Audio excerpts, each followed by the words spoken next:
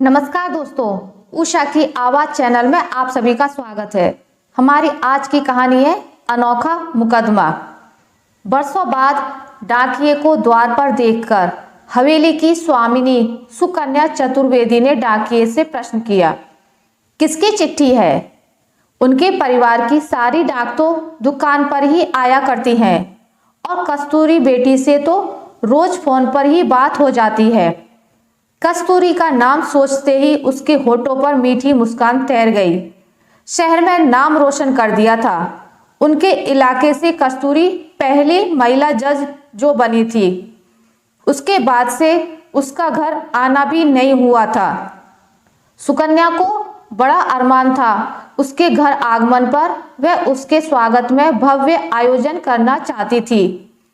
ये सोचकर बोली, लगता है कस्तूरी की चिट्ठी होगी। उसकी घर वापसी का पूरे घर को इंतजार था। लाइए, जल्दी दीजिए, उसने उत्सुकता से डाकिये से कहा। दस्तखत तो कीजिए बहू जी और लीजिए, ये सम्मन है कचहरी का, इसलिए घर के पते पर आया है। डाकिये ने समझाते हुए कहा और अपने रास्ते चला गया। सम्मन कोई और दिन होता तो ये सुनकर मन घबरा जाता, पर अब जिला जज की मां को सम्मन के नाम से कैसी घबराहट। अंदर आकर उसके होठों पर जो मुस्कान तैरी थी वो उसे खोलने के बाद घबराहट में बदल गई। सुकन्या उसे हाथ में लिए हुए ही सदमे से एक तरफ लुढ़क गई। सेविका ने हड़बड़ाए स्वर में दुकान पर फोन करके सबको घर आने को कहा। सुकन्या अपने पति विक्रम को सामने देख सम्मन की खबर बताकर जोर जोर से रोने लगी। कस्तूरी ने संपत्ति में अपना हिस्सा मांगा है जी, मुकदमा किया है पूरे घर पर। आप सबके साथ अपने भाइयों को भी नहीं बख्शा उस निर्लज ने। ये बात घर में सभी के लिए चौंकाने वाली थी। उसे फोन करके विक्रम जी ने पूछा। कस्तूरी ने रूखे से लहजे में कहा कि अभी दफ्तर में हूं, इस केस की सीधे कचहरी में ही सुनवाई होगी। क्या इस दिन के लिए हम औलाद को पाल पोस कर बड़ा करते हैं? अरे सब उसी के लिए तो जोड़ रहे थे, आज उसने हद कर दी। विक्रम जी के छोटे भाई प्रताप ने दुखी होकर कहा। उनके छोटे रामलाल और गुरु प्रसाद सिर झुकाए बैठे थे। बढ़िया फल दिया है लाडली बेटी ने ससुर जी को उन्हें जज बनाने का, कस्तूरी की बड़ी भाभी कविता ने कहा। जाने क्या सोचकर बच्चों को बख्शा है, वरना किसी को ना छोड़ा। विक्रम जी सदमे की हालत में बोले, पहले पढ़ाओ, फिर दहेज को रखो और फिर हिस्सा भी दो। ये सिला दिया है आपकी लाड़ों ने, अब भुगतो सारे परिवार सहित। अमिता रोष से बोली, अच्छा होता कि इंटर पास करते ही उसे ब्याह दिया होता। हमारे खानदान की कोई स्त्री कभी ऐसी जगह नहीं गई। घोर कलयुग है जेठ जी, घर की रोशनी ही घर जलाने पर लग गई। अफसरी दिखाएगी तो अपने ताऊ चाचा और माँ पिता पर। कैसे हम सबके कदम पड़ेंगे कचहरी के अंदर। प्रताप की पत्नी कांति ने रोते हुए कहा। औलाद आखिर जो दिन ना दिखाए सो कम है। सिर उठाकर जीने वाले विक्रम जी के अधरों से अनायास निकला। कस्तूरी के साथ साथ अपने दुर्भाग्य और कोख को कोसते हुए उन सब ने नियत तिथि पर कचहरी जाने की तैयारी की। महिलाएं तो क्या, पुरुषों के चेहरे भी भय से पीले पड़ गए थे। सुबह 11 बजे तक सब कचहरी में हाजिर थे। वादी थी स्वयं कस्तूरी और प्रतिवादी उसका सारा परिवार। कस्तूरी ने चाय पानी भिजवाया, जिसे उन लोगों ने लेने से भी मना कर दिया। महिलाएं अपने साथ पुलिस कर्मियों द्वारा होने वाले दुर्व्यवहार की कल्पना करके सहमी जा रही थी।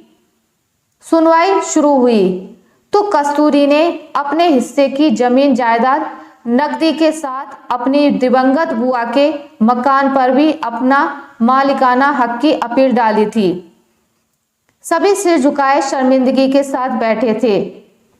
तभी उनके नाम की पुकार हुई और वो लड़खड़ाते हुए आगे की ओर बढ़े कि उन्हें कस्तूरी सामने आती हुई दिखाई पड़ी। शालीन और गरिमापूर्ण उसकी चाल में अजीब सा आत्मविश्वास दिख रहा था। सरकारी वकील ने औपचारिकता पूरी करने के बाद कहा, हुजूर, मेरी मुवक्किल कस्तूरी चतुर्वेदी वल्द विक्रम चतुर्वेदी ने जो अपील डाली है उसकी वजह बड़ी अलग और वाजिब है। शायद यह अपनी तरह का पहला मुकदमा होगा। मेरी मुवक्किल ने बताया है कि उनके पिता 4 भाई व 1 बहन है। बहन कलावती की मृत्यु हो चुकी है। उनके परिवार में कुल संपत्ति में 5 मकान व 2 पैतृक हवेली हैं, जिसमें पुश्तैनी जेवर व 40 बीघा जमीन की खेती है। मेरी मुवक्किल ने उसमें से अपने हिस्से की मांग की है। विक्रम जी के वकील ने कहा, हुजूर, मेरी दरख्वास्त है कि वादी से एक बार इसकी वजह पूछी जाए। ये मुकदमा पारिवारिक विवाद का बिल्कुल नहीं है। जरूर इसे किसी ने फुसलाया है। अगर बातचीत से सुलझ सके तो हम समझौते की इच्छा रखते हैं। बेटी बाप को कटघरे में खड़ा कर सकती है, पर बाप नहीं। जी हाँ, अगर वादी प्रतिवादी चाहें तो आपस में बात करके ये विवाद सुलझा सकते हैं। जज प्रीति तोमर जी ने 15 दिनों बाद अगली तारीख के आदेश पर दस्तखत करते हुए कहा। नियत दिन सब उपस्थित रहे। कस्तूरी ने बड़ी नफरत से अपने घरवालों को देखते हुए अपना पक्ष रखते हुए कहा, हुजूर, मेरा अपनी पैतृक संपत्ति में अपना हिस्सा मांगने का उद्देश्य कलावती को न्याय दिलवाना है। उसके साथ किसने अन्याय किया? अपने घर लाकर रखा, पूरी उम्र ख्याल रखा। विक्रम जी थूक गटकते हुए बोले।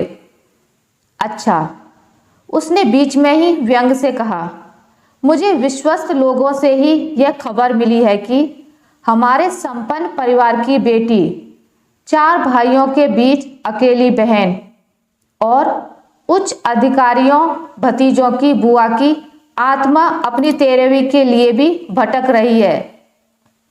कस्तूरी के इस खुलासे से सबके चेहरे उतर गए। सुकन्या और कांति ने कहा, पर यह फर्ज तो जिजी के ससुराल वालों का है, हमारा नहीं।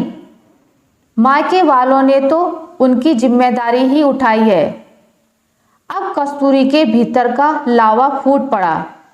जी बिल्कुल होता, अगर वो वहां रह रही होती तो, मगर सारी उम्र तो उन्होंने मायके की चाकरी में निकाल दी। आप लोगों ने उम्मीद दिलाई थी ख्याल रखने की। अच्छा फर्ज निभाया। भाई अपनी पत्नियों से मजबूर हो गए और बुआ पढ़ाई नौकरी और दूसरों की दया पर पली। अगर ध्यान देते तो उनके बच्चे उनकी आंखों के आगे ना मरते। 4 भाई मिलकर एक बहन को ना निभा पाए। अब जबकि वो मर गई तो उनके हिस्से वाली हवेली पर 4 ताले लटके हैं कब्जे के लिए, क्योंकि वो सबकी बहन थी, सो उनकी संपत्ति पर सबका हक है। सब सन्न रह गए। अपने कर्मों का आलेख सुन मानो उन्हें भरी अदालत में किसी ने नंगा कर दिया हो। प्रताप ने थूक सटकते हुए कहा, तुम्हें ये सब कैसे पता? किसने कान भरे हैं तुम्हारे?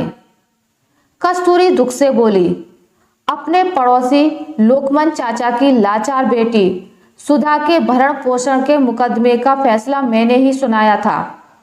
उसे न्याय तो दिला दिया, पर शाम को बंगले पर सुधा धन्यवाद देने आई तो वो व्यंग से ये जरूर कह गई कि अपने घर की बुआ का भी फैसला करो बिटिया, तो मान लेंगे। तुम्हारी बुआ बिना 13वीं के रह गई, तो तुम क्या चाहती हो इस मुकदमे के समझौते में? जिला जज कस्तूरी। विक्रम जी ने सिर झुकाकर सवाल किया। मुझे संपत्ति का लोभ नहीं बाबूजी, पर चाहती हूँ कि बुआ जी का अंतिम क्रियाक्रम विधिवत हो। चार चार संपन्न भाइयों और भतीजों की बुआ की आत्मा की शांति के लिए। क्या तेरे ब्राह्मणों का भोजन भारी है जो ये मायके और ससुराल की सीमा विवाद में अटका रहा? मैंने एनजीओ आशा की किरण की स्थापना की है ताकि कोई स्त्री बिना कफन और विधि के न रहे। लावारिस शव का तो सरकार भी दाह संस्कार करवाती है, फिर बुआ के तो इतने वारिस हैं। कस्तूरी की इस इच्छा पर समझौते के लिए बैठे अधिकारी ताली बजाए बिना न रह सके। चतुर्वेदी परिवार भी गर्वित स्वर में अपनी भूल सुधारने को तैयार हो गया। जज प्रीति तोमर ने गदगद स्वर में कहा, वास्तव में ये हमारे समाज के लिए कितनी लज्जा का विषय है कि दो कुलों का हित करने वाली महिला की अंतिम क्रिया भी दो कुलों की चक्की में पिसती है। हमें रक्षाबंधन, भाई दूज और कन्यादान के अवसर पर बहन बेटी की अनिवार्यता महसूस होती है, पर उनका अधिकार देने में हम न्याय की बजाय स्वार्थ का पलड़ा भारी कर देते हैं। स्त्री के साथ वाकई दोगला व्यवहार अपनाते हैं। जन्म से लेकर श्राद्ध भी बिना उसके संभव नहीं और उसका शव भी कफन के लिए प्रतीक्षारत होता है। वेल्डन कस्तूरी जी, हम सब भी आपकी इस मुहिम में तन मन धन से आपके साथ हैं। शिक्षित होने के बाद भी हमारे समाज में इस विषय पर काम और सुधार कम ही हुआ है। विक्रम जी ने कस्तूरी को सीने से लगाकर कहा, समाज के साथ मेरी आंखें खोलने का आभार लाड़ो, और चेक बुक पर दस्तखत करते हुए कहा, ये तेरे एनजीओ की सहयोग राशि। उधर प्रताप ने पंडित जी से कलावती जी के अटके हुए संस्कारों को पूरा करने का समय ले लिया। अनोखा मुकदमा अब चर्चा का विषय था। आशा करती हूँ आपको मेरी आज की कहानी अच्छी लगी होगी। अगर आपको मेरी कहानी अच्छी लगी है तो इसे लाइक करें, ज़्यादा से ज़्यादा शेयर करें, और अगर आप मेरे चैनल पर नए हैं तो इसे सब्सक्राइब करना ना भूलें। मिलते हैं एक नई कहानी के साथ, तब तक के लिए नमस्कार।